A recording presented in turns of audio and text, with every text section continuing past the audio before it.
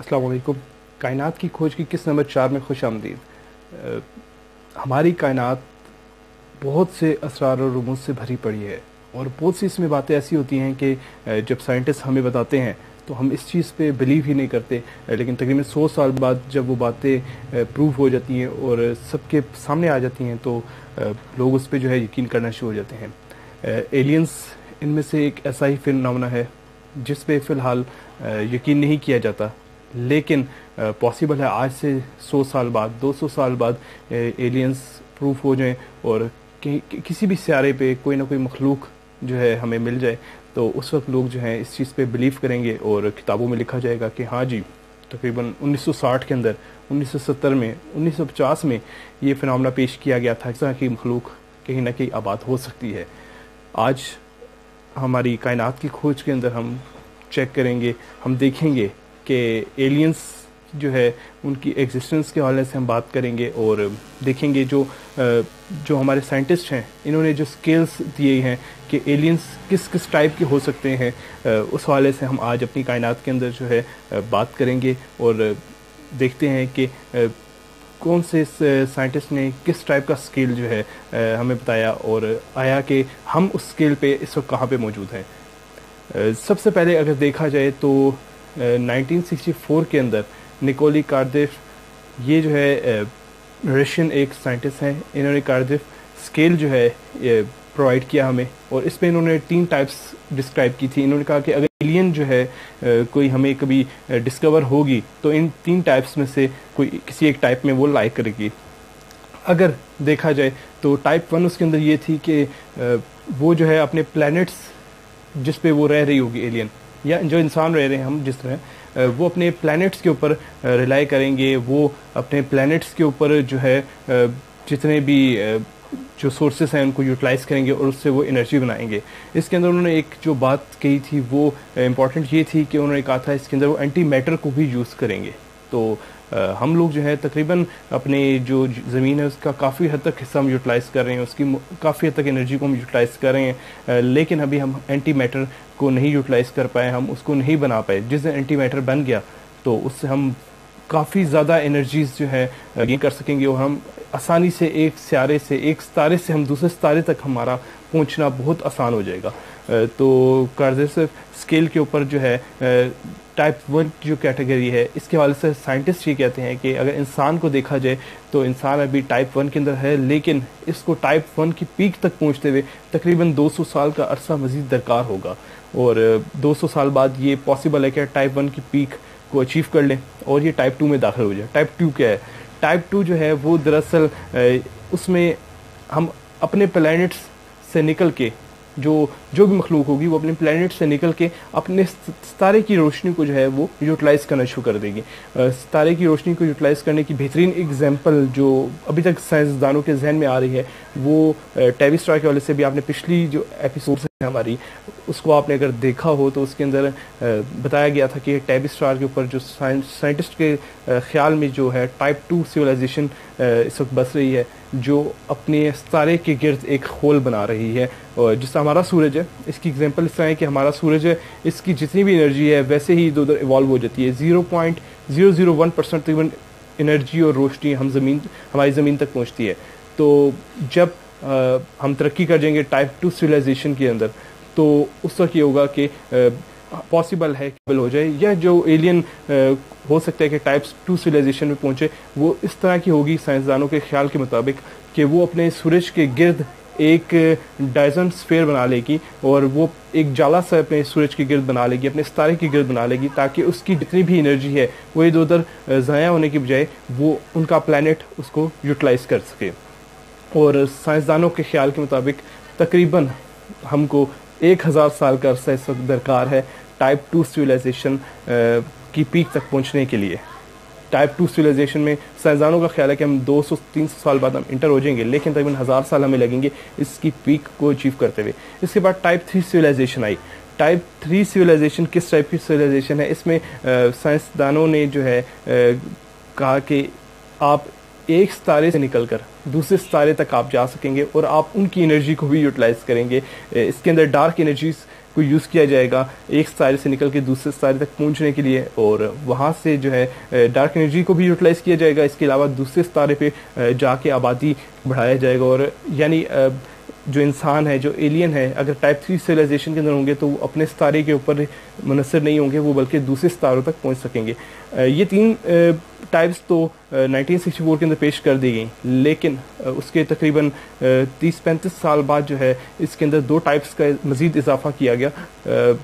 Type 4 civilisation जो इसके अंदर बताएगी वो ये बताएगी कि अगर टाइप 4 सिविलाइजेशन हुई तो उसमें यह है कि वो एक गैलेक्सी से मूव करके दूसरी गैलेक्सी तक पहुंच सकेंगे आज, और वहाँ की एनर्जी को भी वो यूटिलाइज करेंगे। अपनी आबादी को सिर्फ एक गैलेक्सी पे नहीं रखेंगे, बल्कि उससे दूसरी गैलेक्सी के ऊपर भी शिफ्ट करेंगे, और उनका आना जाना इस तरह होगा जैसे हम यहाँ से कराची लाहौर से कराची, या हम यहाँ से इंडिया या अमेरिका, सऊदी अरब, कनाडा, डिफरेंट कंट्रीज़ के ऊपर हम जाते हैं। वो जो है टाइप 4 सिविलाइजेशन इस तरीके से एक गैलेक्सी से दूसरी गैलेक्सी में जाया करेगी, और ये साइंसदानों के ख्याल के मुताबिक टाइप 4 सिविलाइजेशन होगी। इसके बाद टाइप 5 सिविलाइजेशन जो है, जो साइंसदानों का ख्याल है वो ये होगी कि वो जितनी भी जो हमारी पूरी कायनात है इसके ऊपर जो है उसका मतलब अपना कंट्रोल हासिल करेगी, और उसकी एनर्जी को यूटिलाइज़ करेंगे, और उनके लिए इधर एक गैलेक्सी से निकल के दूसरी गैलेक्सी तक और कायनात की जो कॉर्नर्स हैं उस तक पहुंचना उनके लिए बड़ा आसान होगा। और अभी तक तो टाइप 1 सिविलाइजेशन भी हमें तक कोई अचीव करती हुई अभी तक नज़र नहीं आई। ये जो है 1964 के अंदर ये स्केल्स जो है बताए गए। निकोली कार्देशेव ये जो है रशियन साइंटिस्ट हैं, उन्होंने ये स्केल्स बताए, और इसके अंदर बाद टाइप 4 और टाइप 5 का इजाफा किया गया। इनके देखा देखी तकरीबन 1973 के अंदर कार्ल सैगन बहुत ही मशहूर साइंटिस्ट हैं, उन्होंने कुछ स्केल्स को बताया।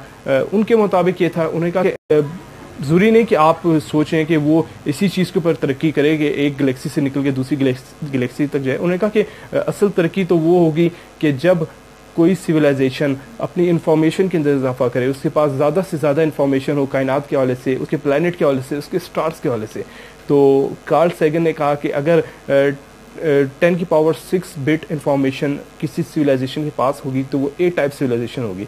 10 की पावर 7 बिट अगर किसी के पास इंफॉर्मेशन होगी तो वो हमारे टाइप बी सिविलाइजेशन के अंदर आ जाएगी। इसी तरीके से चलते चलते 10 की पावर 31 बिट इंफॉर्मेशन जिसके पास होगी वो टाइप जी सिविलाइजेशन होगी। और जब 1973 के अंदर ये देखा गया तो पता चला कि इंसानों के पास इस वक्त 10 की पावर 13 बिट तक इंफॉर्मेशन है, यानी हम जो है टाइप एच के अंदर हम लाई करते थे, और टाइप एच के अंदर भी हम 0.7 एच तक हम पहुँचे हैं, यानी अभी एच को हम क्रॉस करके टाइप आई के अंदर हम दाखिल होने वाले हैं। कार्ल सैगन के मुताबिक ये जो टाइप जी है सिविलाइजेशन, ये एग्जिस्ट करना इम्पॉसिबल है, क्योंकि ये इतना ज़्यादा इंफॉर्मेशन गैदर करना किसी भी सिविलाइजेशन के बस की बात नहीं है। उसने कहा जो टाइप 5 सिविलाइजेशन होगी कार्देशेव स्केल की, या टाइप 3 सिविलाइजेशन या 4 सिविलाइजेशन होगी कार्देशेव स्केल की, वो भी टाइप जी सिविलाइजेशन जो है नहीं बन पाएगी इस स्केल के मुताबिक, क्योंकि ये इम्पॉसिबल है किसी भी सिविलाइजेशन के लिए कि 10 की पावर 31 बिट तक इंफॉर्मेशन को गैदर करना। इसके बाद एक इंग्लिश साइंटिस्ट हैं जॉन डी ब्रेवो, 1998 के अंदर उन्होंने भी एक स्केल पेश किया। उनका स्केल इस लिहाज से यूनिक था, उन्होंने कहा कि भाई कार्देशेव ने जो है कायनात के हवाले से बताया, कार्ल सैगन ने इंफॉर्मेशन के हवाले से बताया कि ये मखलूक कोई भी एलियन है, अगर वो इंफॉर्मेशन के अंदर तरक्की करेंगे तो वो ये उनके स्केल्स हैं। तो उसने एक और स्केल को मुतारिफ कराया, उसने कहा कि नहीं, आप जो है जो भी कोई मखलूक जितना ज़्यादा गहराई में जाएगी किसी चीज़ के, जितनी आसानी से वो एटम्स को, न्यूक्लियस को छेड़ सकेगी, तो वो जो मखलूक है वो ज़्यादा ज़हीन होगी हमारे मुताबिक। तो उसने सबसे पहली जो टाइप सामने लेकर आया उसमें थी टाइप 1-। उसमें उसने कहा कि ये जो मखलूक होगी ये बिल्डिंग्स बनाएगी, और इसके अलावा इसके लिए जो है ना सॉलिड्स को तोड़ना और जोड़ना बड़ा आसान होगा। तो हम जो इंसान हैं टाइप 1- के अंदर लाई कर रहे हैं, और हम इस वक्त जो है चीज़ों को तोड़ भी सकते हैं, जोड़ भी सकते हैं, हम बिल्डिंग्स बना सकते हैं, बहुत बड़े बड़े स्ट्रक्चर्स हम बना चुके हैं। तो लिहाजा इंसान जो है टाइप 1 सिविलाइजेशन के अंदर इस वक्त मौजूद है। टाइप 1 माइनस सिविलाइजेशन उसने कहा, माइनस इस वजह से वो साथ लगाता गया क्योंकि ये आस्ता आस्ता वो आप अभी जब इस सिविलाइजेशन को पढ़ेंगे तो इसमें वो छोटे से छोटे लेवल तक पहुँच रहे हैं। इसके बाद टाइप 2 माइनस सिविलाइजेशन है, उसके अंदर उसने कहा कि इसके अंदर ये जो मखलूक है ये जीन्स के हवाले से जीन्स के कोड को पढ़ पाएगी। इसके अलावा ये जो है ट्रांसप्लांटेशन जो है इसके प्रोसेस को वो समझ पाएगी और ट्रांसप्लांट आसानी से कर पाएगी। और अगर देखा जाए तो इंसान आज के दौर में ट्रांसप्लांट भी कर रहे हैं और जीन्स को भी हम समझते हैं, हमें जेनेटिक कोड्स के हवाले से हमें बहुत ज़्यादा इन्फॉर्मेशन इस वक्त हासिल है। तो लिहाजा हम टाइप 2 माइनस को भी इस स्केल के मुताबिक अचीव कर चुके हैं। इसके बाद टाइप 3 माइनस के हवाले से जॉन डी ब्रेवो ने बताया कि ये जो सिविलाइजेशन होगी टाइप 3 माइनस की, ये मॉलिक्यूल्स को छेड़ सकेगी, मॉलिक्यूल्स को डिस्टर्ब करके ये कोई नई चीज़ें बना सकेगी, कम्प्लेक्स कंपाउंड बना सकेगी। वो चीज़ भी हम अचीव कर चुके हैं और हम इजीली हम मॉलिक्यूल्स से हम डिफरेंट चीज़ें इस वक्त अपनी लेबॉर्ट्रीज़ के अंदर बना रहे हैं। इसके बाद टाइप 4 माइनस सिविलाइजेशन की जो बात की जॉन डी ब्रेवो ने, उसने कहा कि ये जो मखलूक होगी वो दरअसल एटम्स को जो है छेड़ सकेगी और एक एटम्स का दूसरे एटम के साथ रिएक्शन करवा सकेगी और मुख्तलिफ कंपाउंड्स बना सकेगी। ये चीज़ भी हम इस वक्त कर चुके हैं। आपको मालूम है कि लेबॉर्ट्रीज़ के अंदर आयरोस नए केमिकल्स बन रहे हैं। इसके बाद उसने कहा कि जो टाइप 5 माइनस सिविलाइजेशन होगी, टाइप 5 माइनस सिविलाइजेशन जो है वो दरअसल न्यूक्लियस को छेड़ सकेगी और एटम्स के जो न्यूक्लियस हैं उनके साथ वो खेल सकेगी और उससे वो मुख्तलिफ तजुर्बात कर सकेंगे और अभी हम टाइप 5 माइनस सिविलाइजेशन को भी अचीव कर चुके हैं। इसके बाद टाइप 6 माइनस सिविलाइजेशन आती है और उसमें उसने कहा कि क्वार्क और लेप्टॉन्स वगैरह को जो है ये उस पर कंट्रोल हासिल करेंगे और उसके थ्रू ये डिफरेंट बेनिफिट्स हासिल करेंगे ये मखलूक। और अगर देखा जाए तो हम इंसान जो है टाइप 6 माइनस को भी इस वक्त हम लोग अचीव कर पाए हैं और हम इसकी पीक पर भी पहुँचे हुए। इसके बाद जॉन डी ब्रेवो ने कहा कि जो इसके बाद उसने जो लास्ट स्टेज बताई, उसने ये बताया कि टाइप ओमेगा माइनस सिविलाइजेशन होगी और वो जो है टाइम एंड स्पेस को जो है कंट्रोल कर पाएगी। बहुत ही कॉम्प्लिकेटेड बात उसने आखिर में कह दी। शुरू में तो टाइप 6 तक आते हुए हमें लग रहा था भाई टाइप 7 भी हम अचीव कर पाएंगे और आसानी से हम जो है जॉन डी ब्रेवो के स्केल पे उतर आएंगे। लेकिन जॉन डी ब्रेवो ने कहा कि जो टाइप ओमेगा माइनस यानी टाइप 7 जो सिविलाइजेशन होगी वो टाइम एंड स्पेस को कंट्रोल कर पाएगी, टाइम को कंट्रोल कर लेगी, ज़मानो मकान की गुत्थियाँ को जो है वो सुलझा देगी और अभी हम उसमें काम कर रहे हैं। थ्योरी ऑफ रिलेटिविटी आज से तकरीबन 100 साल पहले पेश की गई, उस पर वर्क किया जा रहा है। टाइम ट्रैवल के हवाले से बहुत ज़्यादा जो है इस वक्त वर्क किया जा रहा है। टाइम ट्रैवल की एक हल्की सी उम्मीद की किरण साइंटिस्ट को नज़र आई है। इंशाल्लाह हम लोग अगली एक एपिसोड पूरी टाइम ट्रैवल पे स्पीड ऑफ लाइट के ऊपर हम लोग रखेंगे। उसके अंदर हम लोग इसी हवाले से डिस्कस करेंगे कि वो उम्मीद की किरण क्या है और साइंटिस्ट किस हिसाब से सोचते हैं कि हम स्पीड ऑफ लाइट या उसके करीब तक हम पहुंच पाएंगे। अगर स्पीड ऑफ लाइट के करीब तक भी हम पहुंच पाए तो हम काफ़ी हद तक ज़मानो मका की कैद से आज़ाद हो सकेंगे। जब इस हवाले से बात हो रही है एलियंस के हवाले से, तो आपको भी एक रिसेंट रिसर्च के हवाले से बताता चलूँ कि स्टार HD 164595 ये एक सितारा जो है आज से तकरीबन 1.5 साल पहले जो है यहाँ से हमें बहुत स्ट्रॉन्ग सिग्नल मौसूल हुए और 11 गीगाहर्ट्ज़ के सिग्नल्स से 2 सेकंड के लिए हमें मौसूल हुए और साइंटिस्ट चौंक के जब ये सिग्नल मौसूल हुए, क्योंकि वाव सिग्नल के बाद ये फर्स्ट टाइम है कि कोई हमें किसी भी स्टार की तरफ से कोई सिग्नल मौसूल हुआ है।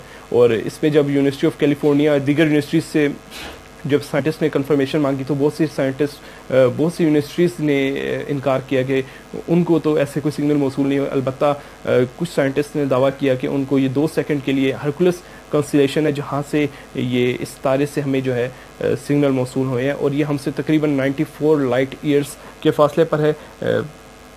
और इसके ऊपर अभी साइंसदान इस पर भी वर्क कर रहे हैं। रिसेंटली अगर देखा जाए तो अभी तकरीबन 2 हफ्ता पहले की न्यूज़ है कि नासा ने इस चीज़ को कंफर्म किया है कि जो ज़ुहल का चांद है, सैटर्न का चांद है, इंसेलाडस, उसके ऊपर पहले तो नासा ने कंफर्म किया था कि पानी बहुत ज़्यादा वाफर मिकदार में है। अभी नासा ने एक और चीज़ इस पर कंफर्म किया कि वहाँ पे हाइड्रोजन की जो है मौजूदगी की, उसकी फ़ज़ा के अंदर जो है हाइड्रोजन की मौजूदगी की इतलात मिली हैं। और अगर हाइड्रोजन की मौजूदगी की इतलात मिलती हैं तो बहुत बड़ी अचीवमेंट है, क्योंकि अगर हाइड्रोजन मौजूद होगी तो बहुत ज़्यादा पॉसिबल है कि वहाँ पे लाइफ भी एग्जिस्ट कर पाएगी। और इस वक्त साइंटिस्ट बहुत ज़्यादा एक्साइटेड हैं कि हो सकता है कि सैटर्न का जो चांद है इंसेलाडस, वहाँ पे इस वक्त माइक्रो ऑर्गेनिजम्स मौजूद हों।